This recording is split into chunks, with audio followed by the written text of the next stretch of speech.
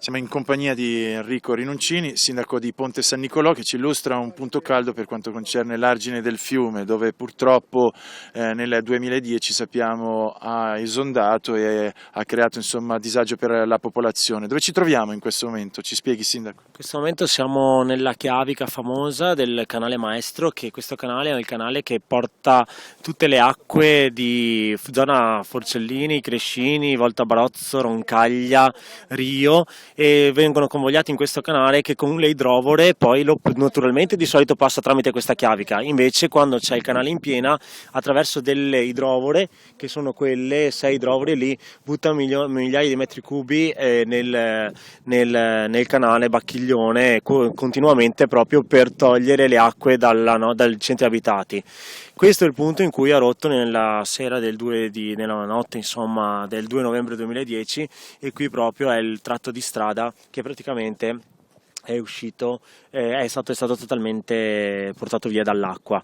È il punto in questo momento di fatto più sicuro, perché c'è un diaframma, c'è una chiavica che è stata restaurata, e quindi insomma siamo nel punto più sicuro. Ci sono punti invece dove la protezione civile, il sindaco, le autorità stanno monitorando, perché ci sono delle frane, e quindi sono i punti che noi monitoriamo in maniera più attenta. Sindaco, le chiedo schietto, spero di non metterla troppo in difficoltà.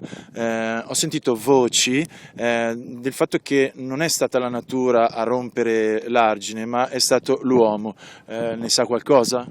Io purtroppo ne so qualcosa, perché 5 minuti prima ero qui e con la protezione civile, ho girato con la protezione civile, e non c'era nulla. Ci siamo allontanati, è uscito da questa che è la discarica un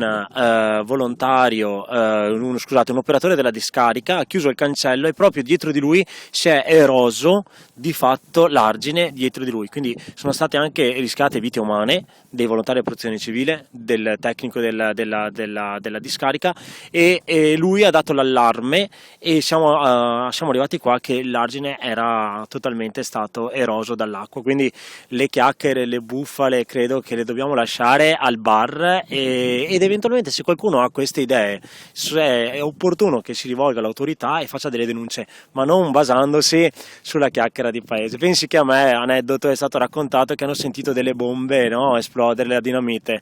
Allora vorrei ricordare che quella notte, quando andavo a svegliare la gente, facevo fatica a svegliarla, perché alle 3 di notte effettivamente il sonno è il più pesante. Allora mi immagino quando tu entri a casa e bussi sulle porte e sui balconi, non mi sentono, però loro hanno sentito le bombe, no?